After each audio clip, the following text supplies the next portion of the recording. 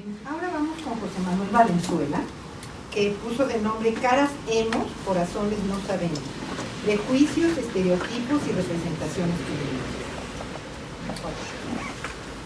José Manuel, ¿se presentó, verdad?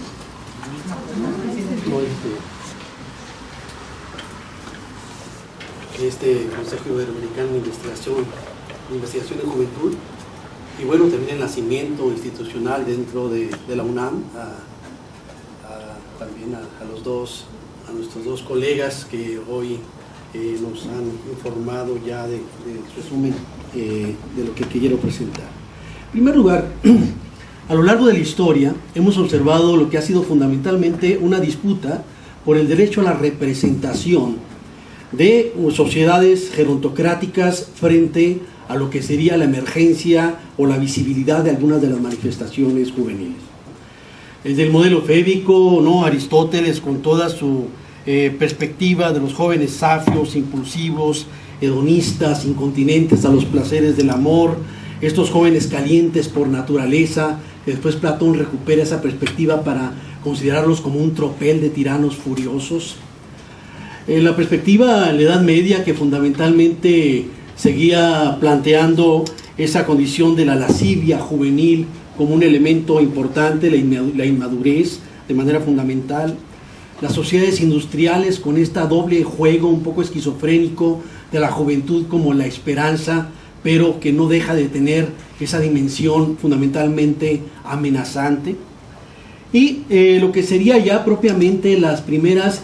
perspectivas sobre lo que serían los jóvenes en México, sobre todo construidos a partir de trabajos pioneros en los albores del siglo XX, los trabajos de Julio Guerrero, quien colocaba sobre todo desde la perspectiva moral esa condición amenazante de la juventud, cuando él planteaba: la juventud varonil mexicana ha quedado pues legalmente privada de todo criterio moral.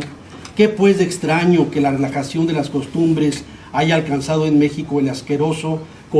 coeficiente moral de una saurda, si al acaparar el Estado la educación ha dejado desarrollarse con toda libertad la animalidad humana? Esta perspectiva, digamos, que estaría presente y se va a recrear a través de otro tipo de imágenes, sobre todo a partir de los años 40, 50, con diversas apropiaciones de los modelos ya articulados a las industrias culturales, que van a tener un papel fundamental para entender parte de lo que estamos viviendo en la actualidad, sobre todo a partir de estos dos grandes modelos: el Johnny, interpretado por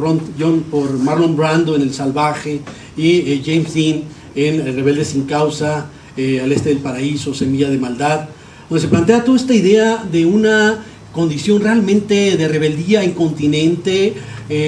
¿Contra qué se manifiesta? Le preguntan al Johnny. Contra todo. Esta juventud representada como la dimensión contestataria, sin objetivo preciso, sin razones fundadas. Y entonces esta condición se inscribe en lo que serían algunas de las formas a través de las cuales se siguió representando la imagen de los jóvenes en distintos contextos sociales en nuestro país. Trataré de ver algunos de estos a manera de ejemplos telegráficos,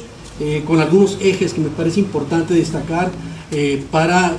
colocar lo que desde mi punto de vista está ocurriendo en relación con la violencia de los jóvenes en la actualidad. Estamos frente a una nueva dimensión donde, a diferencia de lo que ocurrió a partir de los años 50, con la emergencia de la Lost Generation, la generación de los beatniks, el movimiento del hipismo, y lo que fue diversas recreaciones en América Latina de algunos de estos movimientos, donde claramente hubo una disputa por la significación del sentido de la juventud, el significado de lo juvenil. Estamos viendo de manera importante un sentido inverso, un movimiento pendular, donde una perspectiva de derecha muy fuertemente articulada con una campaña permanente de los medios parece volver a tratar de reducir a los jóvenes y algunas de sus expresiones a la dimensión fundamentalmente de violencia y de ausencia de control. Hay que reconocer que la juventud en México vive una cotidianidad marcada por la violencia. Una cotidianidad que efectivamente tiene que ver no tanto con las conductas juveniles, sino con una violencia social exaltada, que está permeando el conjunto del tejido social. Y en este elemento podemos colocar varios factores. El primero ya lo señaló José Antonio Pérez Islas, lo que tiene que ver con la precarización social y el hecho específico de que una América Latina con 226 millones de personas en condiciones de pobreza, una no generación de los empleos que requiere la población, particularmente los 7 millones de empleos que requerirían los jóvenes latinoamericanos que ingresan al mercado laboral para los primeros 10 años de este siglo milenio. Lo que tiene que ver, en el caso particular mexicano, de la no generación del 1.200.000 empleos que requieren estos mismos jóvenes que ingresan al mercado de trabajo, una precarización laboral que tiene que ver con la disminución del salario real de quienes trabajan, una condición también que tiene que ver con que 7 de cada 10 empleos se conforman en el sector informal, una precarización también a nivel de la desprotección en lo que tiene que ver con los elementos de asistencia social a los cuales pueden acceder los propios jóvenes, y todo esto participando en el desdibujamiento de los ejes que participaron como elementos que daban certeza a la definición de los proyectos de vida juveniles. Vinculado con esto se encuentra un elemento central, y es que la precarización está también vinculada al desplazamiento. Estamos hablando de un desplazamiento que en el caso particular de México expulsa a 500.000 mexicanos cada año, y que justamente este desplazamiento incide en lo que tiene que ver con diversos mecanismos de desestructuración social, que también alude a lo que tiene que ver con las formas de organización de las familias.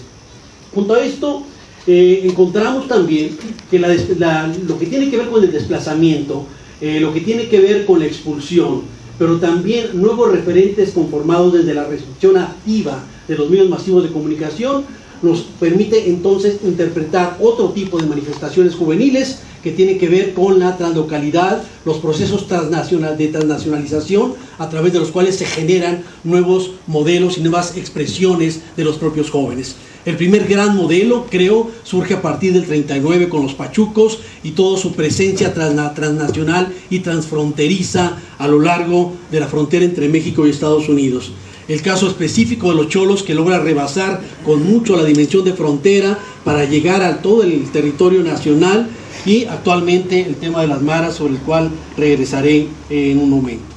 Junto a esto, vemos que la dimensión del desplazamiento, la condición de la dimensión transnacional y translocal de las manifestaciones juveniles, pero ni un tercer eje vinculado con esto es la dimensión geopolítica, desde la cual se han incorporado las perspectivas sobre los jóvenes como un elemento que tiene que ver con intereses distintos al debate específico de la materia juvenil. El caso particular de las maras para mí resulta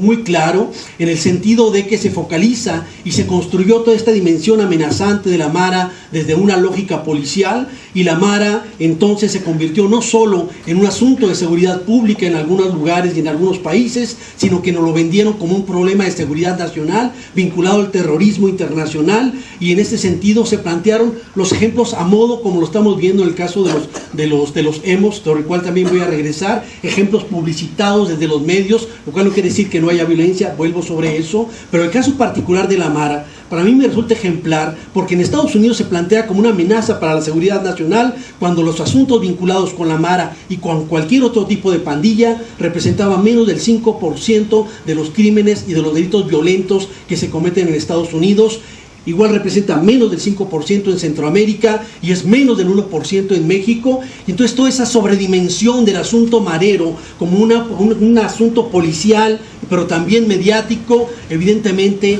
facilitó un problema que no se hacía explícito, y fue mucho más fácil en la cumbre de presidentes de 2005 lograr los acuerdos de militarización, los acuerdos militares y policiales sobre las fronteras sur y frontera norte, sin tener que hablar de Plan Puebla-Panamá, sin tener que hablar de ALCA, sin tener que hablar de los zapatistas. Hay una dimensión muy clara donde se están planteando asuntos que se construyen sobre la plataforma de la criminalización de los jóvenes, y parece que la sociedad no está captando de manera clara lo que está ocurriendo con ese tipo de dimensiones. Es cierto que la intolerancia social está presente dentro de muchas de las manifestaciones de los jóvenes, pero no es un asunto juvenil. La intolerancia social está presente como un elemento muy claro, sobre todo si nosotros colocamos sobre la discusión algunos aspectos vinculados con el debate sobre los emos. Para empezar, muchos de los emos, ellos mismos no solo ironizan, sino también se distancian de manera muy clara con este prototipo del emo hipersensible, el emo que se hace calificaciones, el emo, en fin, que corresponde con este modelo que nos están vendiendo sobre todo los medios masivos de comunicación. Sí existen esos emos, por cierto, sí existen las maras, los mareros que tenían una conducta claramente criminal, pero estas generalizaciones nos colocan ante lo que sería la evidencia del déficit que todavía tenemos de información que recupere de manera muy clara lo que están pensando los propios actores y las actoras sobre la forma desde la cual se está generando esta sobrerepresentación sobre algunas de las manifestaciones juveniles. Y efectivamente la intolerancia es un asunto fundamental. Desde mi punto de vista, el principal eje de agresión contra los emos es la homofobia. No nos están atacando tanto por ser emos, sino por la dimensión homosexual asociada que se les imputa, ojo, sin que necesariamente podamos decir que la mayoría de los emos son homosexuales. Lo que estamos viendo es, si ustedes revisan los datos que se estuvieron publicando recientemente en torno a este día de la homosexualidad, la homofobia y los delitos cometidos bajo esa perspectiva es un asunto claramente que atañe al conjunto de la sociedad. El suicidio representa la segunda causa de las muertes entre los jóvenes de los 15 a los 25 años. No es un problema de los emos. ¿Que va a haber suicidio entre los emos? Por supuesto que va a haber. Pero el asunto de la intolerancia, el problema del suicidio, el problema de lo que tiene que ver con la forma a través de la cual se está manejando una dimensión aparentemente incontinente de la violencia de los jóvenes, resulta profundamente manipuladora. La cuestión de la violencia. Estamos hablando realmente de que lo significativo de la violencia que estamos viviendo sea la que están representando la agresión a los jóvenes en Querétaro y sus emulaciones fallidas en el Distrito Federal, en la ciudad de Tijuana y en otras ciudades de Nuevo León y en otras ciudades del país, San Luis Potosí, por ejemplo. Es ahí donde está el problema. 9.750 ejecuciones de 2005 a la fecha, 3.000 ejecuciones del gobierno de Calderón a la fecha. Estamos hablando de una dimensión donde la ejecución, la muerte violenta, la expropiación de los espacios de libertad, lo que tiene que ver con la conculcación de esos ámbitos de libertad a través de formas violentas que están ocurriendo en nuestro país, son parte de la cotidianidad que está viviendo la población. El secuestro como un eje generador del miedo fundamental en varios estados del norte, particularmente en la ciudad de Tijuana, con 118 secuestros, que no tiene que ver con los muy ricos que están protegidos, están blindados, no tiene que ver con la clase media alta que se está yendo a vivir a los Estados Unidos, tiene que ver con la clase media baja que está siendo secuestrada de manera fundamental. Entonces, los jóvenes están inmersos en contextos de violencia y ellos también son parte de esa violencia, pero no podemos admitir que la lógica, el eje, la columna vertebral de la violencia que estamos observando en algunas de estas manifestaciones juveniles tenga que ver específicamente con la dimensión juvenil específicamente. Y en ese sentido, habría también que replantear la pertinencia del concepto de tribu, que también la reproducimos de manera muy igual que lo de Jalisquillo. Yo creo que habría que quitarlo de este tipo de discusiones. La dimensión de el concepto de tribu de Michel Maffesoli, con todo lo que tiene de distancia, de incomprensión y de ausencia de un acercamiento a los canales reales, desde los cuales no solo se conforman las comunidades emocionales, sino los anclajes desde los cuales participan en otro tipo de procesos de estructuración y también son desde esa medida no solo, segregados, proscritos, invisibilizados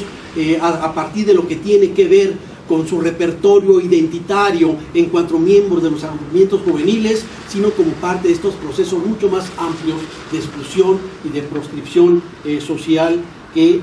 atañe a gran parte de la juventud. Y termino simplemente, parte de estos procesos de exclusión, y de eso va a venir mucho más fuerte, tiene que ver los toques de queda, inician desafortunadamente en el pueblo, en Tecate en 2002, que después son recuperados en Tlalnepantla, en Nuevo León, en Zapopan, en varias partes más del país. Esta nueva estrategia que estamos viendo, que incluye la iniciativa Mérida, esta nueva perspectiva policial de dar salida a los problemas sociales, nos va a llevar a un proceso mucho más amplio de proscripción y de